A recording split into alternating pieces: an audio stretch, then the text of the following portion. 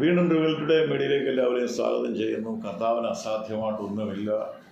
ശുശ്രൂഷകൾ അനുഗ്രഹമാണ്. ഞാൻ കേൾക്കുന്ന ദൈവത്തെ സ്തുതിക്കുന്നു. ദൈവം അവൻ്റെ വേലകൾ, അവൻ്റെ ശുശ്രൂഷ ചെയ്യാൻ നമ്മുടെ മസിൽ പവറോ നമ്മുടെ ബലമോ ദൈവത്തിന് വേണ്ട. അവൻ്റെ അഭിഷേകമാണ് ദൈവങ്ങളെ കൊണ്ട്. ഈ ശുശ്രൂഷ നമുക്കറിയാം. ദൈവപുത്രനായിട്ട് 30 വർഷം താൻ വെയിറ്റ് ചെയ്ത് എന്തിനെന്നറിയോ? ശക്തി പ്രാപിക്കാൻ, പരിശുദ്ധാത്മാവിനെ പ്രാപിപ്പാൻ. അതാണ് ദരിദ്രമാട് സുവിശേഷം അറിയിപ്പാൻ കർത്താവിനെ അഭിഷേകം ചെയ്തിരിക്കണം. അവൻ്റെ ആത്മാവിൻ്റെ മേലും. അവിടെയാണ് കർത്താവിൻ്റെ ശുശ്രൂഷ തുടങ്ങുകയാണ്.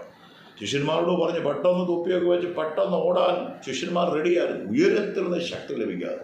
അതുകൊണ്ട് നമ്മുടെ ബലത്തിൽ യുദ്ധം ചെയ്യേണ്ട. Battle belongs to God. Stand still and see the salvation of the God. അങ്ങനെ മോശമാണ്. ദൈവം ചെയ്യാനിരിക്കുന്ന പ്രവൃത്തികൾ നമ്മുടെ ബലത്തിൽ നമുക്ക് യുദ്ധം ചെയ്യാൻ കഴിയത്തില്ല. പക്ഷേ അവൻ്റെ അഭിഷേകം, അവൻ്റെ ശക്തിയിൽ നമുക്ക് യുദ്ധം ചെയ്യാൻ കഴിയും. ഒന്നിനും നമ്മളെ തകർക്കാൻ കഴിയാത്ത, നമ്മുടെ ബലത്തിലല്ല, നമ്മുടെ ശബ്ദമല്ല, നമ്മുടെ വാക്കുകളല്ല, നമ്മുടെ പ്രവൃത്തിയല്ല. ഞാൻ എപ്പോഴും പറയും, ചെങ്കടൽ പുലർത്താൻ മോശം കഴിയത്തില്ല, എരിഹോ മതിലിടിക്കാൻ അവർ കഴിയത്തില്ല, മധുരമാക്കാൻ അവർ കഴിയും. അല്ലെങ്കിൽ ദൈവത്തിൻ്റെ ഡ്യൂട്ടിയിൽപ്പെട്ടതാണ്, അവൻ്റെ ബിസിനസ്സാണ്. നമുക്ക് ചിലതൊക്കെ അനുസരിക്കാൻ മാത്രമേ കഴിയത്തുള്ളൂ.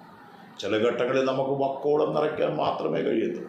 ചില ഘട്ടങ്ങളിൽ വെറും പാത്രങ്ങൾ വാങ്ങാൻ മാത്രമേ നമുക്ക് കഴിയത്തുള്ളൂ. ചില ഘട്ടങ്ങളിൽ ചൂണ്ടലിടാൻ മാത്രമേ നമുക്ക് കഴിയത്തുള്ളൂ.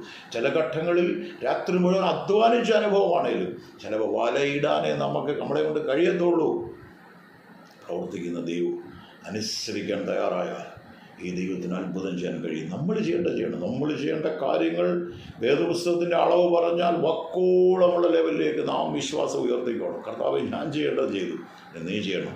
അതുകൊണ്ടാണ് വചനം പറയുന്നത്, it is not by my nor by power but by my spirit. സൈന്യത്താലല്ല, ശക്തിയല്ല, ദൈവത്തിൻ്റെ ആത്മാവിനാൽ.